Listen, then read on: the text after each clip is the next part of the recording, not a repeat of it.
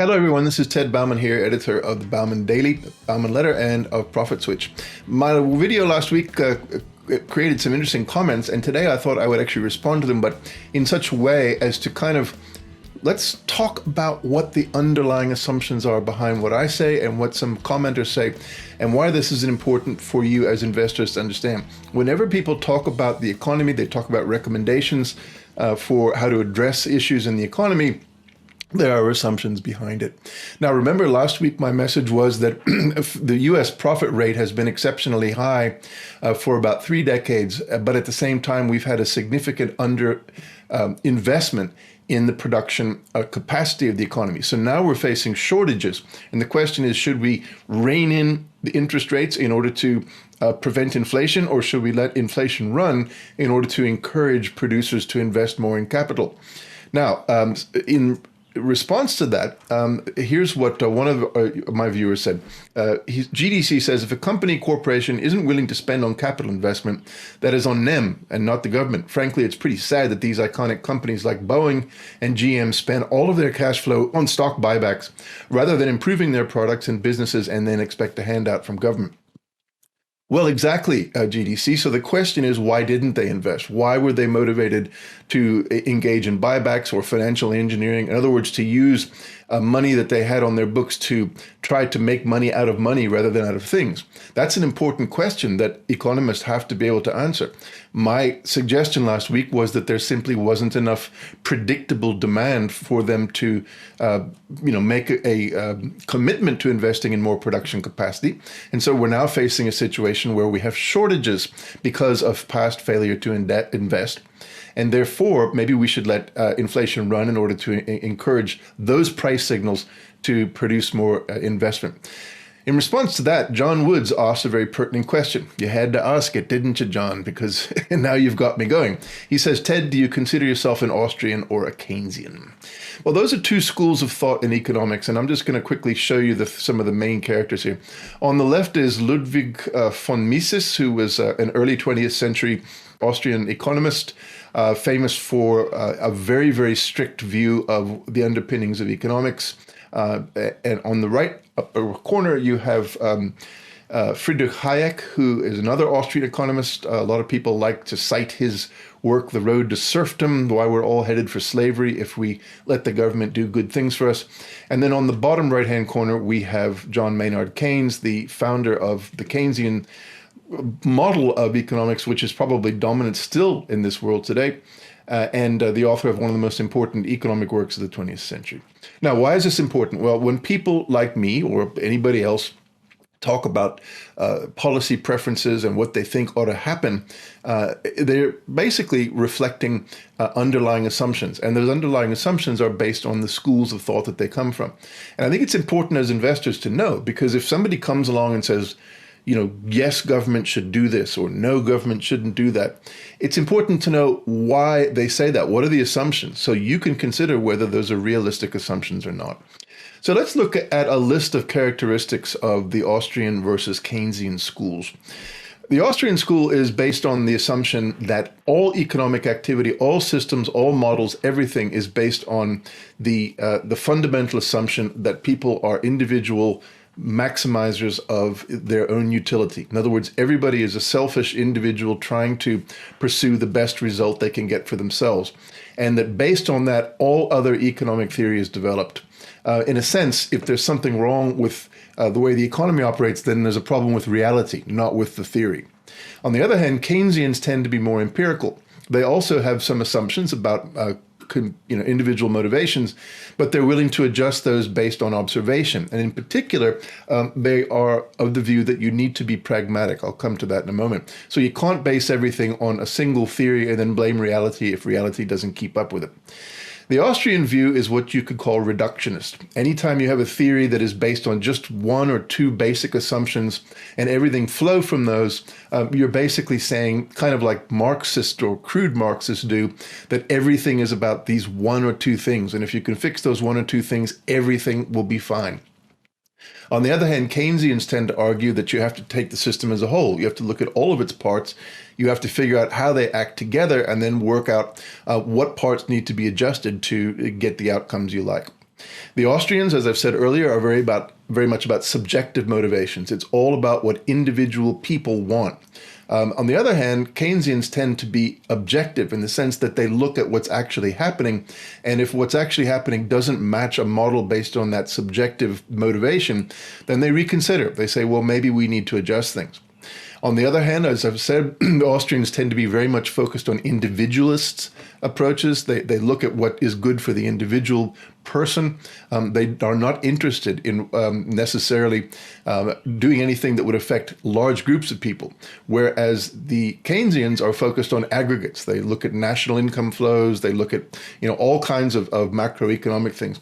The difference there is that the Austrians argue that by taking care of individuals, you will automatically take care of the system as a whole.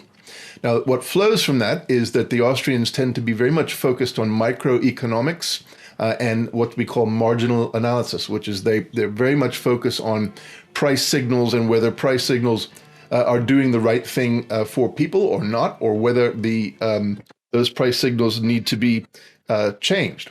On the other hand, you've got the Keynesian view, which is focused very much on macroeconomics and national income flows. Now, that naturally leads to a focus for the Austrians on microeconomics as opposed to macroeconomics. They tend to focus on the individual motivations of individual people, and they don't really like the macroeconomic analysis that the Keynesians do, where the Keynesians look at national flows of income, like how much money is being invested, all that kind of stuff. Basically, what the Austrians argue is that if you take care of the individuals, the rest of it will take care of itself. And so it's a waste of time to analyze things like total GDP and all that sort of stuff. Now, probably the most important aspect of all of this is that the Austrians adopt what is sometimes known as Say's law, which is that production, when businesses make things, that creates its own consumption, because by definition, if you allow businesses and workers to contract freely amongst each other, businesses will always make slightly more than they pay workers, and that will encourage them to keep producing. And of course, workers will accept jobs because they don't want to be unemployed. And as a result, there will always be an incentive to keep producing just enough to keep people employed, which means people are earning enough just to keep going. It's basically the idea that everything starts with production. It's the supply side economics, basically. On the other hand, Keynesians argue that consumption is what stimulates production, that you can have deficient demand in the economy because sometimes that holistic model that they talk about breaks down. So, for example, when you talk about why capital investment has been reduced, relative to the potential or the trend line, Keynesians would say, well, that's an opportunity to come in and stimulate demand, which will encourage people like lumber makers or house builders or microprocessor makers to come in and actually start manufacturing again. Now, this relates to something else that the Austrians say, which that if you leave everything alone, if basically government keeps its hand off of everything, then you'll have equilibrium. Everything will hum along and there will be no problems. And the only reason we ever have problems is because governments do things. On the other hand, the Keynesians say that equilibrium is impossible because there are so many market imperfections, market failures. You have issues with public goods. I've talked before about how there are certain kinds of goods that the market doesn't supply because of their nature. Basically, the Austrians ignore all of that, and they say that if you just didn't have any government intervention in the economy at all, other than maybe enforcing contracts and operating a justice system, then basically everything would be perfect. Now, here's where it gets interesting. To my mind, the Austrian view is kind of what I would call inverted Marxism.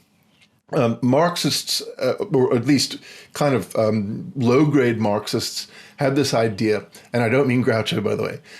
They had this idea that if only you could get things in this perfect system based on this deduction from original thought, the original assumptions of Marxism, then everything will be perfect and we won't need a government and the state will wither away. Well, in a sense, the Austrians are the same. They take this libertarian approach that says that the only problem in the world is that the governments actually intervene, and that's what causes problems. If we had no government, everything would be perfect. So in a sense, they operate on that same basic faith. It really is just faith in a kind of a holy theological system almost, that if everything were perfect, then things would be good in the world. And it's not, because governments do intervene. On the other hand, Keynesians tend to be what I would call classically liberal, in the sense not of what we call liberal in America today, but in the sense that they want to see people be as free as possible, but they also recognize that there is the need for government in order to preserve that freedom and that freedom to operate. Because without it, you get distortions that emerge over time, you get inequality building up, and eventually you get a breakdown in the social order, which threatens the very economic system. So what does that mean in terms of their values? Well, basically, Austrians and people who like the Austrian school of thought, they value the market process, really even in the face of evidence that it doesn't always work. It's a faith. Basically, they say that if we stick with this, if we could just get rid of governments, everything would be perfect. The only distortions in the real world are due to government interventions. On the other hand, Keynesians say, well, we are concerned about outcomes. We want things to be actually as best as they can be in the real world. We're not just going to hold faith to a particular set of beliefs. We're actually going to look empirically at what works and what doesn't work. And we're going to pragmatically choose what does and doesn't work, and then basically design our policies around that. So ultimately, my approach is that Austrian economics is an ideology. It's an ideology that appeals to libertarian-minded people, people who have a very individualized view of the world, people who don't like taxes, people who don't want to be told what to do, people who, obviously very appealing to certain types of business people, particularly kind of small business people who bear the brunt of a lot of regulation that comes from the government, and it's very irritating to them. I can understand that. But as you get higher up in the food chain in the US corporate sector and also in Wall Street, you find that this approach is not very appealing, because then people begin to realize that there is a threat implicit in having the government do too little. On the other hand, Keynesians tend to focus on, really, like I said, an empirical approach. They have a set of assumptions as well, but they adjust those assumptions based on what they see happening. So that makes it kind of a quasi-science approach, because it's based on testing and it's based on adapting to reality rather than just sticking kind of theologically to an underlying perspective. Now, what does this mean in terms of my views? Well, I clearly lean towards the Keynesian view. I wouldn't go 100% in that direction, because I think that there are certain parts of the economic modeling that are questionable, particularly when it comes to income distribution, which hasn't been dealt with very well by Keynes. But absolutely, I'm more of a Keynesian. I'm definitely not an Austrian. I'm surprised even somebody would even think that. But here's the thing. You think Keynes was, a liberal, or some people even call him a socialist. That's absolute rubbish. In fact, if you look at what Keynes actually wrote, his motivation was preserving capitalism.